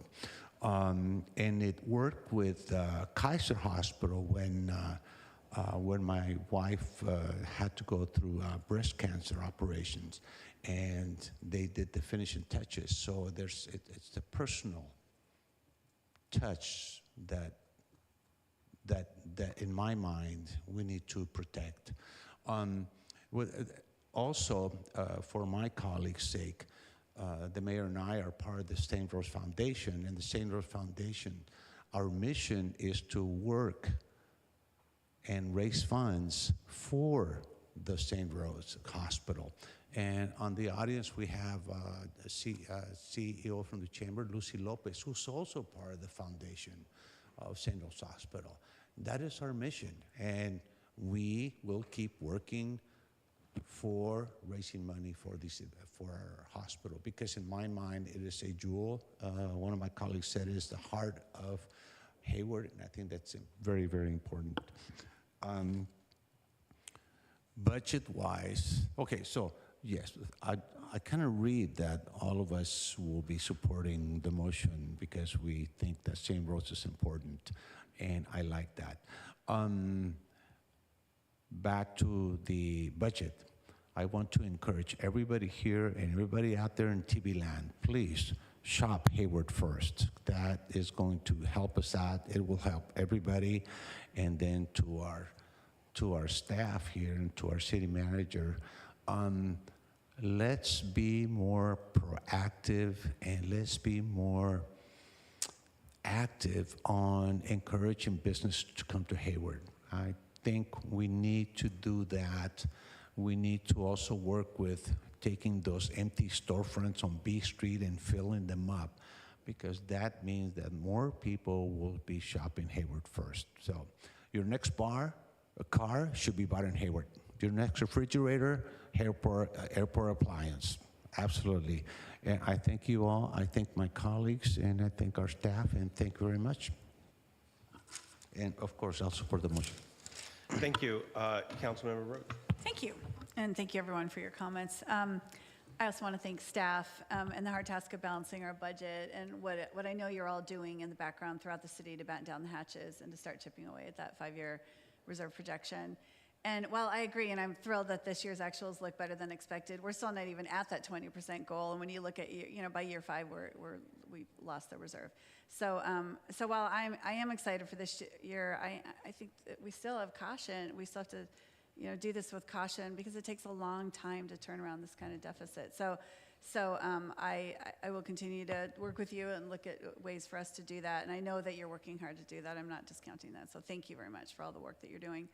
I also, on the St. Rose item, I want to thank the St. Rose team that's here tonight, Supervisor Marquez, Mr. Franz, Ms. Dong, and Mr. Friedman. Thank you. I know you're not here personally advocating for St. Rose, that you're doing this for the entire region, and I thank you for all the hard work that's going into that. And I really appreciate you taking the hard questions tonight because, as you hear, like we want our precious dollars to, along with your all precious dollars, to work towards the goal of keeping this critical service in Hayward, and I'm fully supportive of this allocation tonight because I know what it is going to do for our community to keep St. Rose here. And I do it with caution that we stay aware with all of you that our dollars, all of our collective dollars, continue to meet that goal. And I guess we'll just keep revisiting this every year, right? I mean, that's the goal right now is for a potential 3 years. We're only doing the 1 year this year. But I want to be in support with you. We're in collaboration in this. And that we just continue to, look at it brutally honest, like ask the hard questions and make sure that what we're doing is right for all of our districts and the city included. So thank you for being here tonight. I really appreciate it. And I think that's all I have. Thank you. Thank you. Well, I wanted to first thank my colleague, Councilmember Bonilla, for partnering with me to do this. You know, St. Rose, you've heard it from me before, is a very special place. I was born at St. Rose, and in fact, my brother was born at St. Rose, and my sister was born at St. Rose, so all three of us were born at St. Rose. And today, St. Rose is my home hospital. I go to St. Rose for, my doctor is the building right behind St. Rose, and then if I need, surgery or something, then I go to the hospital. So it is my hospital, and I still go there. And it is, it's an asset.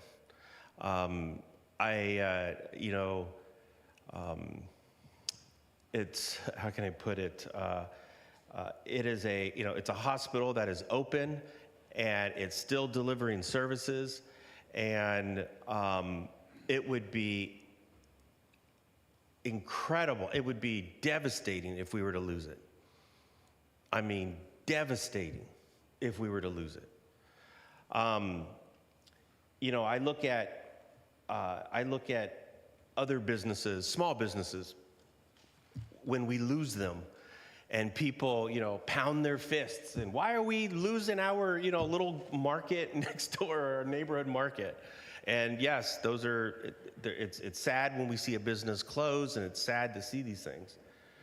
But I think what we're talking about tonight is a hospital. I mean, not every city has a hospital. But what makes St. Rose such a unique place is that it is the community that is wrapped around that hospital that is invested for it to succeed. I mean, everybody is vested in this. And the money that we're putting, forward in this, yes, we're asking the tough questions. Yes, it's biting into our budget. Yes, it started at $250,000. Now it's sort of, yes, but I'll go back and say that we're saving a hospital. We're saving a hospital. And the other reason why this is such an important asset in our community is that I look at our city through this sort of lens of if we are to really make sure that we support kids and their families, we need to make sure that this cradle to career pathway is solid, tightly coupled, and sustainable, and secure. And here in the city, unlike other cities, unlike a lot of other cities around, we have every asset to do that. We have a hospital, we have schools, we have a college and a university, and we have an industrial sector that can receive students once they finish school. But it all starts with high quality health care. Period. And the investment that we're making, and yes, it's $1 million, I get it, possibly $3 million in the out years, but it's worth it. It's going to be worth it. And I wanted to thank AHS, of course, the Eden Health District, Supervisor Marquez. I should also say that the groups that we're all sitting here, even up here, we also have a track record. Make no mistake, we have a track record of delivering, and we make big commitments. And I think Councilmember Syrup is correct, and I agree with you, Councilmember, about I don't want yes. Sometimes we start getting snippy about, pet projects and all this, but pet projects sometimes, that's where we sort of unleash our creativity, or we unleash our innovation. And, will, by the heartburn of staff, they help us fund it, right? But it doesn't mean that we can't come to the dais and we can't come to our jobs without thinking big, dreaming big, and aiming to accomplish big goals. So I think this is an important investment. I wanted to thank the city manager and the two assistant city managers for your work on this budget. Your work is outstanding. Clearly, just based on the presentation today, you guys have done a great job. I would be remiss, and I know they've been thanked again. They've been thanked before, but I have to thank them again. The executive team, the E-team. The city manager came in, gave some goals to start looking at, and I can only imagine it's tough. It gives the E-team heartburn, but we've done it before, and I know we can do this again. But we don't get to where we're at without the E-team, and I know you put a lot of work into this. You put a lot of creativity to this, and so I just wanted to thank all of you for your work on this. I also want to thank the finance team. I know we have the assistant director, Director Crosby, sort of stepping in this transitional period. Your team has been phenomenal in this. Thank you very much for sort of ushering us through this process. I appreciate that. And I want to end with a comment that I heard Councilmember Syrup make. And that is staying disciplined. I think we're able to get to where we're at today because we are disciplined. I think early on, Dr. Alvarez, city manager, when post January 20th, after the inauguration, the goal was to remain disciplined and stay on task. And I think that's what we've been doing, and it got us here, just like this. And I think to my colleagues here on the council, I think we continue to deliver on the big commitments that we're trying to make. But with that, thank you very much. I appreciate it. Please tell the good people at the Alameda Health System, thank you for their work, and we'll get through this together. I just also would be remiss if I didn't thank the mayor for his advocacy, his commitment, his leadership for St. Rose. His steadfast commitment to our community, to our families, and to the kids. You heard him talk about it tonight. His commitment is bar none, and today is a testament to his leadership. He was the one who first introduced this referral to council several months ago when he heard St. Rose was in distress and it needed to be saved. He's the one who pulled us together to make sure that we understood the priority of saving this hospital. And it's because of his championship that I think inspired all of us to do the right thing for St. Rose. We're in a position tonight, which looks like a unanimous approval of the support for this hospital. Like he said, we make big commitments and we follow through on those commitments, but we do so with him at the helm of this dais. And for that, I just wanted to thank the mayor for his leadership and his inspiration tonight. Thank you, Mayor. Thank you, sir. Appreciate it. Thank you. I appreciate that. Madam City Clerk, you can take the roll. Yes, Mr. Mayor. Moved by Councilmember Bonilla Jr. and seconded by Mayor Salinas. Thank you. Councilmember Andrews. Aye. Councilmember Bonilla Jr. Yes. Councilmember Goldstein. Yes. Councilmember Roach. Yes. Councilmember Sarah. Yes. Councilmember Cermeño. Mayor Salinas. Yes, and it unanimously passes. Congratulations. Thank you. Okay. Moving on to council reports and announcements. Are there any council reports and announcements? I did have one announcement. I wanted to thank, I was unable to attend the Keep Hayward Clean and Green on Saturday. I was out of town, but I just wanted to thank all of the people for being out there and doing that. But I will certainly, next quarter, I'll be out there. So thank you. Councilmember Syrup. Yeah. Thank you, Mayor. I wanted to give a big shout out to, I believe it was the Stack Run Club partnered with the East Bay Run Club, which partnered with the Stack Run Club Collective. There was a lot of runners out this Saturday at Cal State East Bay. If you go to Stack Run Club on Instagram, you'll see something like 50 runners all out on a weekend. And they all went to Pearl's Cafe for coffee afterwards, shopping local, Councilmember Zermeño. First time I saw a line out the door at my neighborhood cafe. So just really appreciate them pulling together this community space and putting on a successful event. I apologize for not making it to the street cleanup, but I was celebrating with some runners. Seeing no more, I'd like to close council reports and announcements, move on to council referrals. There are no council referrals, and I'd like to move to adjournment.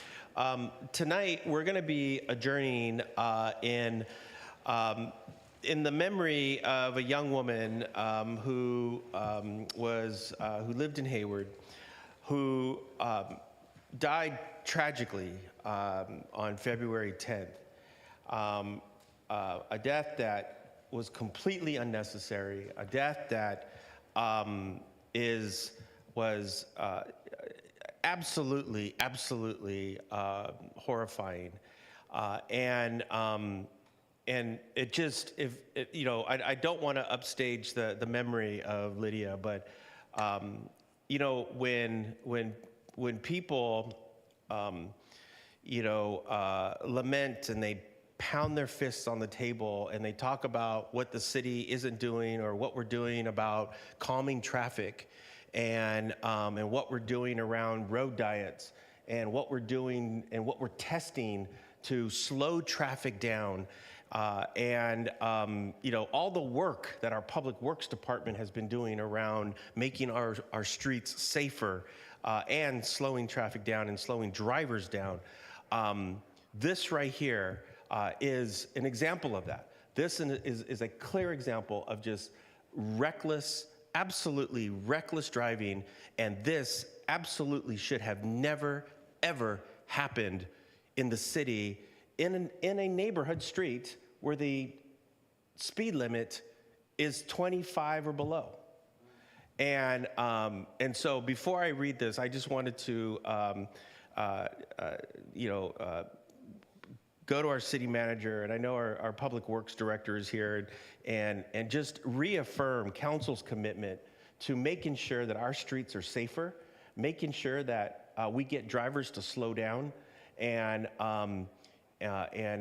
do what we can do to make sure that every single street in our city is safe. And by the way, and I will add this little caveat before I read this.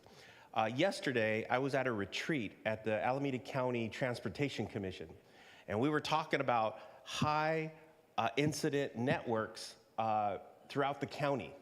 High incident networks in the county, and these were areas where had spikes in accidents and spikes in fatalities in Alameda County streets. And the streets that had the darker colors, where there were more accidents than in any other areas in Alameda County, were not only along the 880 corridor, but they were in Hayward. They were on Tennyson, they were on Mission, they were on Orchard, Jackson, A Street, Hesperian, all of the streets that we've been working on. And so I just want the city manager and our public works director, and of course we have our chief of police here, that we will continue to support every measure possible to make our streets safer and to slow traffic down. With that said, I'm adjourning tonight's meeting. The council is adjourning tonight's meeting in the memory of Lydia Cristina Guerra. With heavy broken heart, heavy hearts, we share the sudden passing of our beloved sweet Lydia on February 10th, 2025, at the age of 25 years old. We deeply mourn the loss of her life here with us, where she was a shining, smiling, and gentle presence. Lydia's legacy of bright spirit and the memories we have with her will be cherished. We find comfort in connecting with these special memories of her, as well as her faith that she would one day join her beloved Heavenly Father, the brightest of all bright places. Lydia was born in Hayward on June 19th, 1999, to her beloved parents, Lourdes Aceves and Tony Guerra. Her father, Tony, had passed away before her. Lydia will be deeply missed by her mother, Lourdes Aceves, Diego, her husband in waiting, her three brothers on her dad's side, Roberto, Gabriela, Joey, Jamaica, and Delfino, and her two brothers, Josh, Sarah, Daniel, and sister, Clara, Eric, from her mom's side. Lydia will also be missed by her nieces, Savannah and Olivia, her nephews, Joseph, Isaac, Damien, Dominic, Michael, Elijah, Jonah, Isaiah, and Felix, many cousins, aunties, uncles, friends, and her beloved dog, Mateo. Lydia attended Southgate Elementary School, Martin Luther King Junior High School, Impact Academy of Arts and Technology, San Francisco State University, go Gators, and graduated from San Jose State University with a Bachelor of Arts in Psychology in 2023.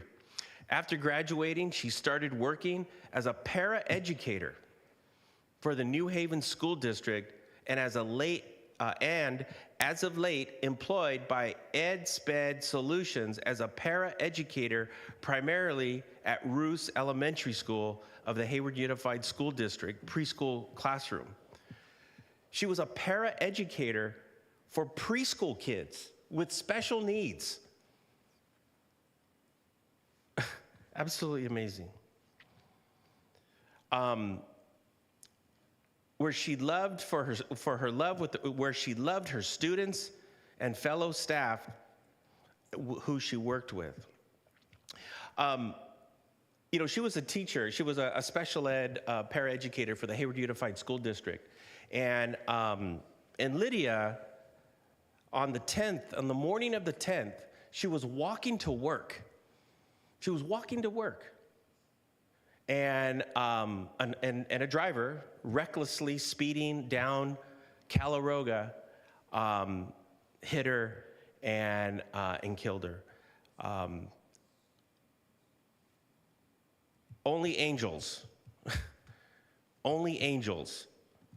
go this way, who are teachers, special ed teachers. Absolutely incredible.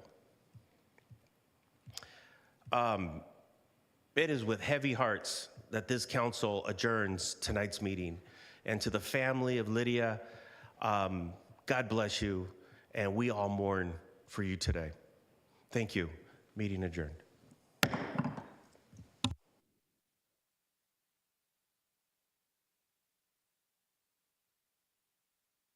Rec-